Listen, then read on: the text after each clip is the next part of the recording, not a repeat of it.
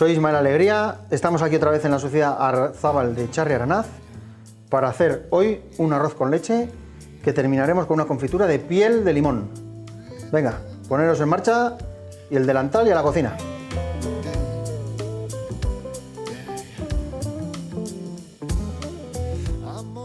Aquí, como veis, tenemos encima de la mesa los ingredientes que vamos a utilizar para esta receta de hoy. El arroz con leche con la confitura de piel de limón. Un palo de canela.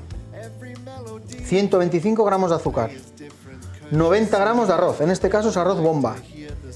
El arroz carnaroli, el que se utiliza para hacer los risotos, va muy bien también para el arroz con leche. Queda cremoso, absorbe muy bien los sabores. Yo he cogido el bomba. Para mí es el que más sabores coge. Y 1 litro de leche. Y luego para la confitura de piel de limón tenemos las pieles de limón y vamos a hacer un jarabe que es un tepete, tanto por tanto, 50 gramos de azúcar, 50 gramos de agua. Como os he dicho, primer paso, arroz, azúcar, canela y leche, mezclado, sin más.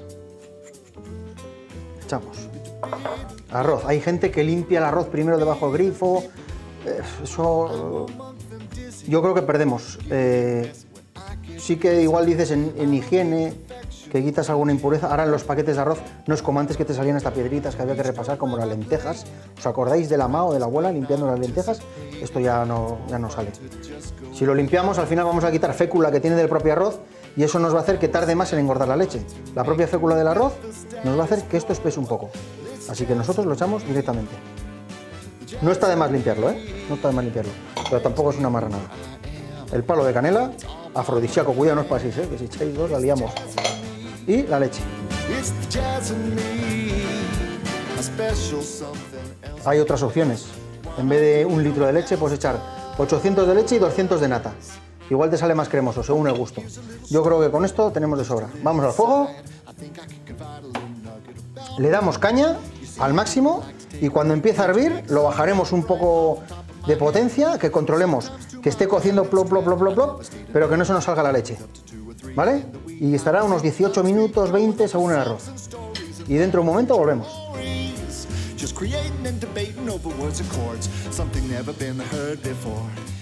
Listos, segundo paso. Tenemos el arroz en el fuego. Mientras se cuece el arroz, hemos dicho que tenemos 15-18 minutos. Vamos a hacer la confitura de piel de limón. Tenemos el limón lavado debajo del grifo, pelado, intentando dejarlo blanco en el limón. ¿Veis cómo está casi todo blanco? Pero aún y todo siempre nos llevamos una parte del blanco. Lo que vamos a hacer es intentar quitar lo máximo. ¿Veis cómo tengo el dedo? Plano. No pongáis nunca así. Si se nos va el cuchillo, adiós uña. Plano. Y si el cuchillo se va, que salga por detrás. Esto desechamos.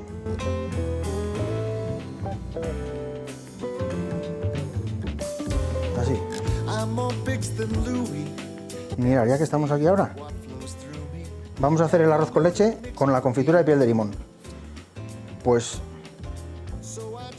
que vaya cogiendo ya el arroz un poco de limón. Echamos una cascarita ahí. Que no será solo con la canela. Revolvemos. Lo tengo al máximo todavía. Está al máximo. Porque no empieza a hervir. Cuando empieza a hervir, bajaremos un poco de potencia. Si lo veis de ahí, avisarme que no se me vaya la olla, Seguimos quitando. Así.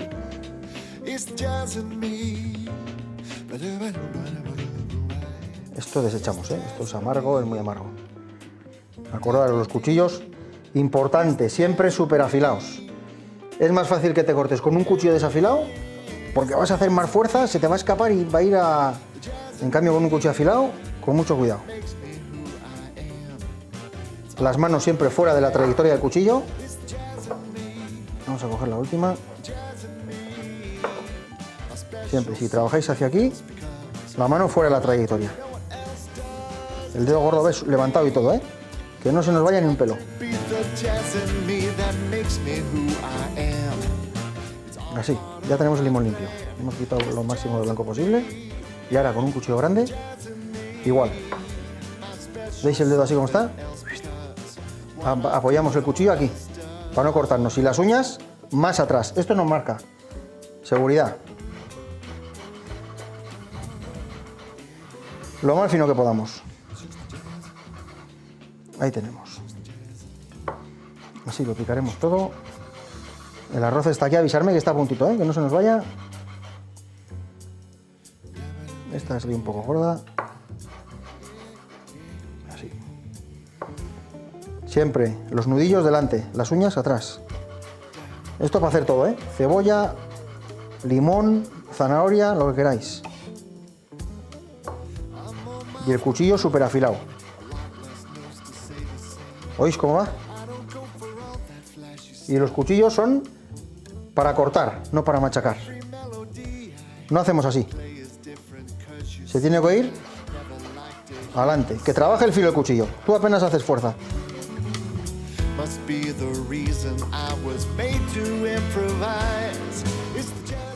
Así. Esta repasamos un poco. Ya sube un aroma. Solamente picarlo. Que esto le va a quedar al arroz con leche, que normalmente decimos siempre que es un postre pesado, que luego no apetece. Ya verás, queda súper fresco. Ahora esto desde agua fría pondremos en la cocina a hervir 5 veces, colaremos y luego haremos el jarabe TPT. Volvemos en un momento.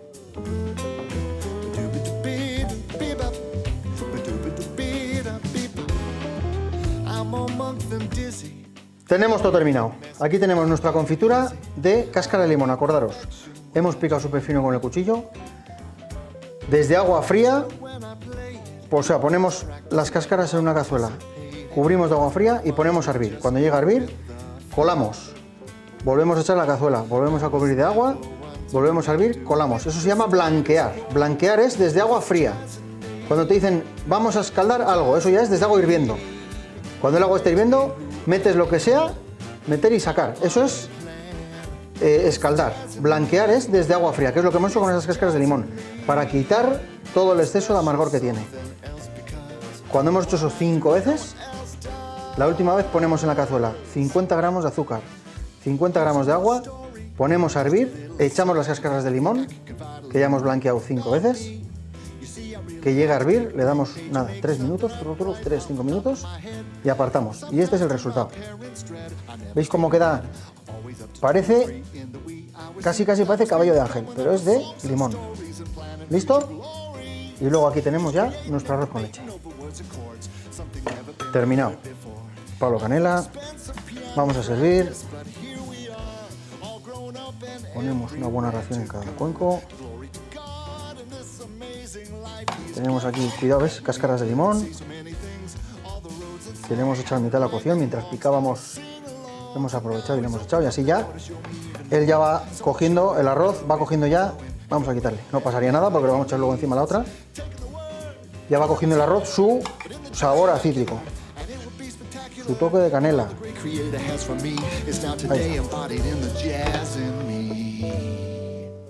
Que os gusta más caldoso. En vez de 90 gramos de azúcar, o sea, perdón, de arroz, le echamos 75. Que os gusta más espeso. En vez de 90, 100. Ir probando. Esto es atreverse.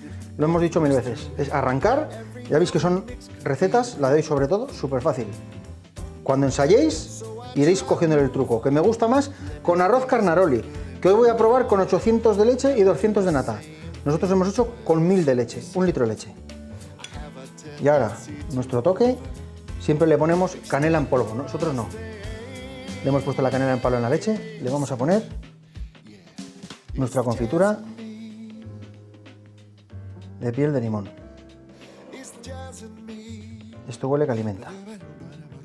Y acordaros que la hemos blanqueado 5 veces y la hemos cocido luego con jarabe. O sea, no queda nada duro ni desagradable en la boca, ni tampoco excesivamente cítrico. Esto es todo. Y luego este jarabe, hay gente que le echa azúcar y lo quema. Nosotros vamos a aprovechar el jarabe. Unas gotitas así y terminado.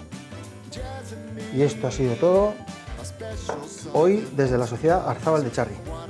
Probar, atreveros, hacer una vez, 2, 3, variaciones, imaginación. Que le quiero echar cacao, le echo cacao. Pero no paréis. Agur.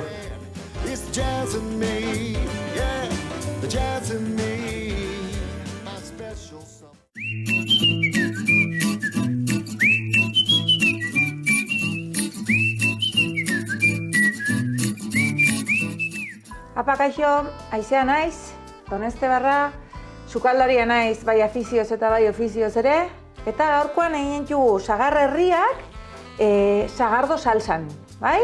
Venga, animatu!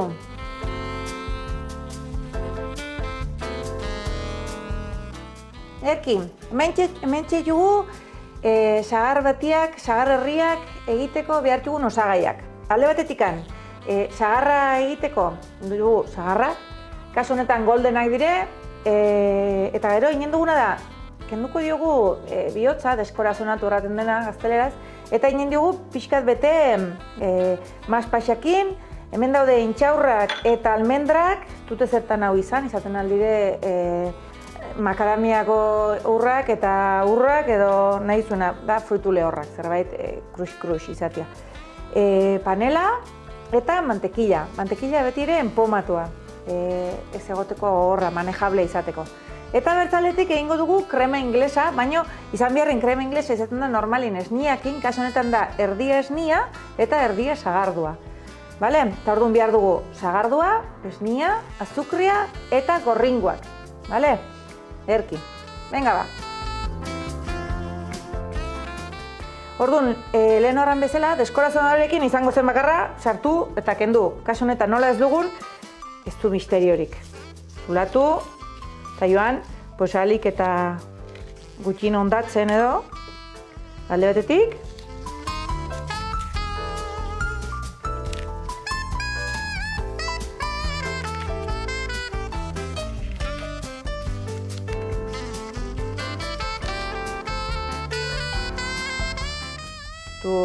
Misterio hondirik. Listo. Hau, deskorazionadoreakin, iten da erreixago eta budogo. Baina, bueno, ez da...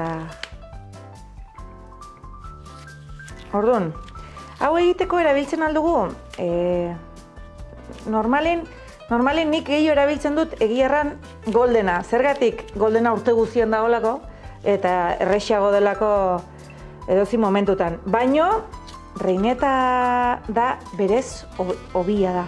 Azala gogorragoa du eta zaporez ere gelitzen da hobekiko badulako zamin punto bat, zamin gozo punto bat, baina bueno, goldenakin ere erkiten da, Hori da, bueno, norberan gustuan arabera, noski?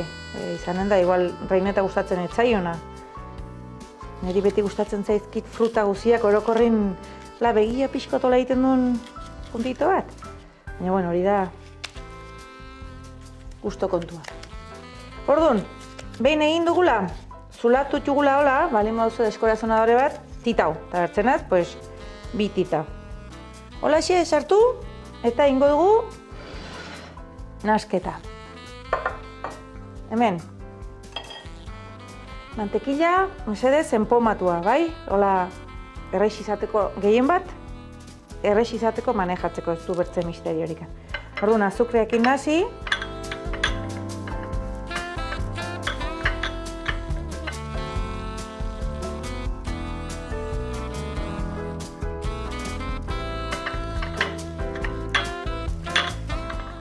Behar dugu masa bat, behar du izan masa bat, gero betetzeko kontuan hartu mantekila dela, eta mantekila urtuko zaigula labian, Baina, bueno, nola botako diogun, intxaurrak intugu pixkat xetu, hola, ire almendrak daude pixkot xigortuak, bai? Eta maspaxak. Hola xe. Orduan, hau denakin. Masa bat egin. Kasu honetan erabili dut panela. Neri gustatzen zait gehiago panela, ez dugu ramar panela sanoa denik. Baina behintzat da ez hain txarra dulako prozesu gutxigo, ez? Azkenin, lehenbizi kainatik atetzen dute panela, jauze egin gabe bakarra egiten dute temperatura eman, eta eroia azten dire purifikatzen eta hortik atetzen dute azukria, ez? Orduan beti ere panela da ez hain txarra. Eta orduan, oain, hau, bakarra da, hola bete, bai?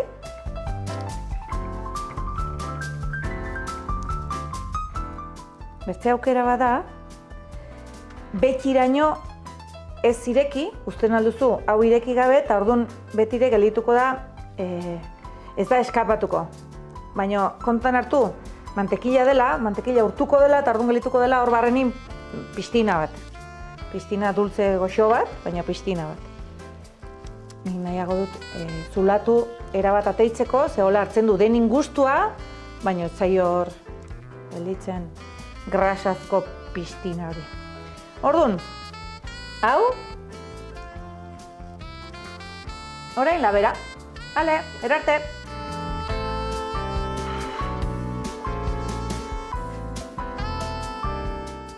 Bale, hasiko gara sagardon krema inglesakin. Lehenbizko pasua da, gorringoak eta xuringoak ingo txugu banatu. Orduan, badire milaka manera, hituko duze, xuringoak badire aparato batzuk, botatzen juzu horra roltzia, eta berak sudurrotik atetzen ju klarak adibidez, edo, bueno. Badire, haunitzek egiten dute, gorringo eta xuringoa bere azalan bertan. Baina ez da komenigarria, ze salmonela, balimadu arroltziak dago azalan. Orduan zu hasten bazara arroltzian bertan, azala batetikan bertzera pasatzen, ari zara garraiatzen eta askoz aukera gehiago ematen salmonela hartzeko. Orduan, egokiena beti da eskuan. Ematen du hori da egokiena. Eta azkenin eskuak erabiltzeko dira. Eta sukaldaritzan zikindu behar da. Pertsona zikintzen ez den sukaldari ez da sukaldaria. Gero garbitu behar da, mantendu behar dugu, beti saiatu behar dugu mantentzen, garbi, baino zikindu egin behar da. Orduan, hola, gero garrantzitsua da ere, xuringoa, bueno, gero zertako erabili behar dugu, erran nahi dut, gorringoan erortzen balima da xuringo pixkot, ez du inporta, ze zaio jauspasako, baina xuringoa montatu nahi balima dugu, eta erortzen balima da gorringo puxka bat, ja ez da montatzen xuringoa. Orduan, garrantzitsua da, garrantzitsua da, erortzen balima zaigu hemen, kentzia segidan gorringoa. Nola kentzen den? Pues, puskatzen balima da, kasu honetan ikusten nola puskatu den? Puskatzen balima da, saiatu ez botatzen, Baina erortzen balima zaigu, paperakin, sukaldeko paperakin, ibili gabe kutsarilakin eta paperak iten du imana izango alu bezala, eta itxekitzen zaio gorringoa paperari, eta kentzen da ederki. Bale, garbituko ditut eskua eta orain txeldu naiz. Listo, orduan, gelitu gara bakarrikan gorringoekin, xuringoa gordaitugu, ez jugu botatzen, beti erabiltzen jugu bat jugu milaka gauza egiteko. Kasu honetan, posible da kongelatu. Jakizue, ezin da kongelatu arroltze osua lertzen delako, logika pura da. Baina bai posible dugu kongelatu gorringoak alde batetikan eta xuringoa batzaldetikan edo dena nasia batitua. Gero antzinago egiteko, krema pastelera bat egiteko, edo tortilla bat egiteko, edo zin gauza. Ezin dena da arroltze osua. Baina banatua bai, ahitzongi aguantzen dute, ez dute galtzen, bueno, propietateak igual galduko dituzte, organoleptikoak ez. Bale, orduan, nasiko txugu. Gorringoa, azukriakin, lehenbizi, normalin, barilla erabiltzen dut azukria eta gorringoa nahasteko, azukria ongi disolbatzeko. Mino favorez, etzazuela krema inglesa bat barillakin egin. Bale, krema inglesa beti espatulakin. Krema pastelera bertze gauza bada. Krema pastelera badu irina eta hor grumoak atetzeko problema gehiago daude, orduan bai erabiltzen alda barilla. Baina favorez, krema inglesa egiteko ez. Orduan orain, ja, nahasi dugu azukria eta gorringoa, hemen ematen dizkiogun meneo guziak ez daude sobran, bale? Erran nahi, alrebes, ordunta meneo gehiago eman, ordunta hobe. Honek egiten du pixko bat loditzia eta gero gelituko da kremosogo. Orduan, balima duzue prisa, bueno, pues justukoa. Nahasi, gorringoa, azukria, likidoak, eta listo. Baina, gauzak biardin bezala egin nahi izan ezkero, batitu. Eta orduan hasten gara, ziko gara, botako diogu. Sagardoak. Hombre, nahi bali mauzue, aurreri eman nahi bali madiezu, pues egokiena da, sagardo hori lehenbizi iraki, alkohola evaporatzeko, ez? Kaso honetan, helduak jango dugu, orduan ez da problemarikan.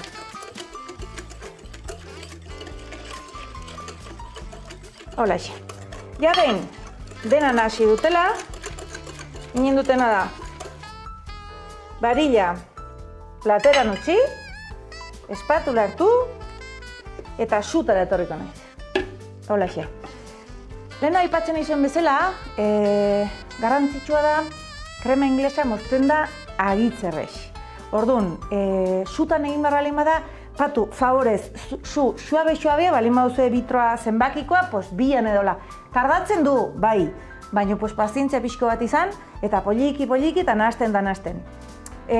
Hori, alere nik gomendatzen dut, ja, 2600 krema inglesa inta gero, 2600 eta batan hasi sutan egiten.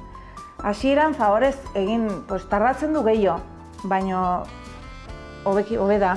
Zer bertzenaz, gorringoa, ze pasatzen da, berua, sobera beruakin iten da pikatu, eta iten da grumoa bezala, eta iten da dena, kuajatzen da, eta orduan tortilla bat kuajatzen den bezala, dena puxketak, eta hori zin duzu rekuperatu. Posibleko duzu kolatu, baina galituko za erdiakin, prisak utzi, favorez, itxe kanpun, eta sukaldatu goguak musika pixko batu eta disfrutatu. Sukaldatzen disfrutatu behar da. Gero sumatzen da, janari aitzez goxogu atetzen da, disfrutatu bali mauzu sukaldatzen. Bale, bertze gauza bat. Asuntua da, baino marian, lehenago aditua dugu beti baino maria dela aparatu kazul bat, uretan eta sartu barrenin, hori da gauzak enbotatzeko baino maria. Hori ez da sukaldatzeko baino maria edo txokoltea urtutzeko baino maria. Favorez, ez ukitu inoiz kazulan azpikoa urakin.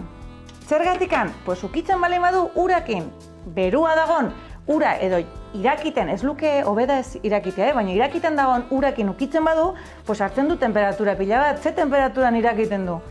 100 gradotan balin badago, ukitzen balin badu sutan mantentzia bezala da. Eta orduan, kuajatzen zaigu segidan, mozten da, txokolatia berdin. Txokolatia erretzen da, txokolatiak 55 gradotikan gotxi erretzen da. Eta badugu kriston itxura egiteko ura kontaktuan, baino ez egin, favorez. Denbora gehiago tardatzen balin badu ere, gauzak egin behar diren bezala. Eta kalitatezko produktua, hain kalitatezko produktua ditugu hemen, eta gaizkiera biltzegatik ondatzea pena da. Orduan, nola dakigu noiz dagoen krema egina? Nahasten joki gara nahasten, eta hietuko da momento bat, orain egiten dutola, tekustuze segidan erortzen zaio arroltzia, horrek eran nahi du orainik ez dagoela egina. Bai, orduan joanen gara nahasten, eta hietuko da momento bat, hola eginta, kontuko dela, ikusten jasi da. Gehiago aguantzen du erori gabe marra. Marrak aguantzen du denbora gehiago, horrek eran nahi du ja ari dela egiten. Bai?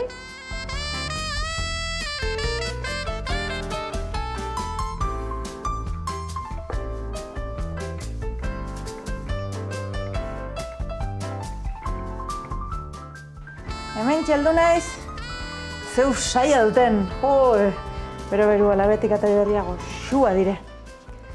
Bale. Orduan, guain, inen dugu. Krema, bira ikuste duzu. Marka egin eta goantzen du, erran nahi du, ja krema egina dagoela. Orduan orain egingo duguna da.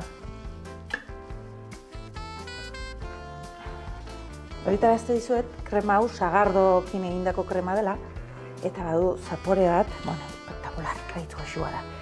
Hau da, txuleta dazkalu, erreki dazkalu eta postre ezin hobia. Neguko sagarrein eta goxu horiekin, ezin hobia. Orduan, hemen jarriko dugu basean, krema pixko bat. Eta, ikustuko dugu sagarra, ikuste duzu bezala sagar bat intzit puskatu. Berdin zapore oxua du, baina itxura ez hain polita. Orduan, holaxe jarriko dugu, eta hementxe gure gaurko postrea. Sagar herriak, betiak, sagardo krema inglesakin. Holaxe, espero dut gustoko izatea eta animatzea egitan merezi dulako. Animo!